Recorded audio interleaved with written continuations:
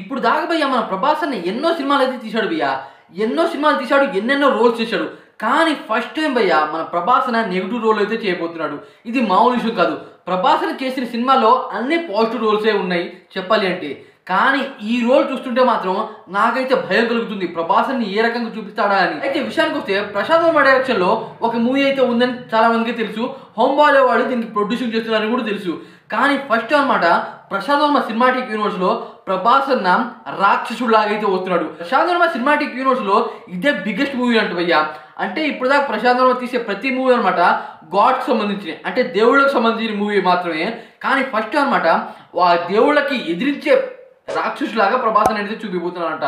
వామ్మో, ఇది మామూలు విషయం కాదు. చాలా మంది అనుకుంటారు భయ్యా, నీకు తెలుసా తెలియదా అని అనుకుంటారు. దానికి సంబంధించి ఫోటో వర్క్ అయితే ఈ రోజు అయితే జరిగిందంట. అంబాలి వాళ్ళ ప్రొడక్షన్ లో ఈ రకమైన షూటింగ్ అయితే జరిగిందంట. అయితే ఈ మూవీ ఇప్పుడే రాదు భయ్యా, దాదాపు ప్రశాంత్ వర్మ చాలా సినిమాలు అయితే తీయాలి. అంటే మహాకాళి మూవీ ఉంది, అలాగే బాలకృష్ణ కొడుకుతో ఒక మూవీ ఉంది, అదే కాకుండా జై హనుమాన్ మూవీ ఉంది. ఈ అన్ని సినిమాలు రావాలి. వచ్చిన తర్వాత దాదాపు ఫైవ్ మూవీస్ అయితే రావాలి, పవర్ఫుల్ మూవీస్ అనమాట.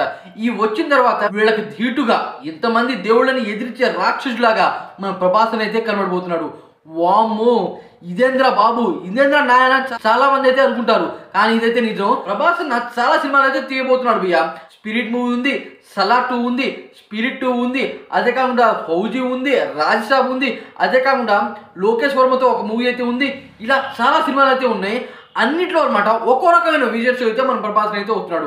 కానీ ఈ మూవీలో మాత్రం పూర్తిగా డిఫరెంట్ కైండ్ ఆఫ్లో డిఫరెంట్ రకంగా నేను అనుకున్నా. ప్రభాస్ అన్న కన్నప్ప మూవీలో నేను ప్రభాస్ అని శివుళ్ళ అనుకున్నా భయ్యా, కానీ అది కొద్దిగా దెబ్బ అయింది. కాకపోతే అసలు బ్రహ్మ రాక్షసుడు అంటే అది మామూలు విషయం కాదు. నా బ్రెయిన్లో అలాంటి థాటే రాలేదు. కానీ ఫస్ట్ టైం ప్రభాస్ అని ఇమాజిన్ చేసుకుని రాక్షసుడు లాగా ఓ నాయను అనిపించలైతే ఉండబోతుంది పక్కాగా. అయితే భయ్యా ఈ మూవీ ఇప్పుడే రాదు భయ్యా, దాదాపు 2031-32 కూడా అవ్వచ్చు. అలాంటి పెద్ద మూవీ. ఈ మూవీకి దాదాపు 2 సంవత్సరాలు షూటింగ్ డేట్స్ అయితే ఇవ్వాలంటే ప్రభాస్ అన్న. ఆ రకంగా ప్రశాంత్ వర్మ అయితే తీయబోతున్నాడు. ప్రశాంత్ వర్మ చిన్న డైరెక్టర్ కాదు భయ్యా. ప్రభాస్ ఈ రకంగా చూపిస్తున్నాడు, ఏ రకంగా ఉంటుందో అని చాలా మంది అనుకొని ఉండొచ్చు. కాకపోతే ప్రశాంత్ వర్మ కేవలం 20 కోట్లతో 200 కోట్లు కొట్టాడు. 2024లో బిగ్గెస్ట్ మూవీ అదే, ఇండియాలో బిగ్గెస్ట్ బ్లాక్ బస్టర్ కొట్టిన మూవీ హనుమాన్ మూవీ. ఆ రకంగా తెలుగు మార్కెట్లోనూ భారీగా కలెక్షన్ గ్రాస్ చేసింది. అలాగే హిందీ మార్కెట్లో కూడా భారీ కలెక్షన్ గ్రాస్ చేసింది.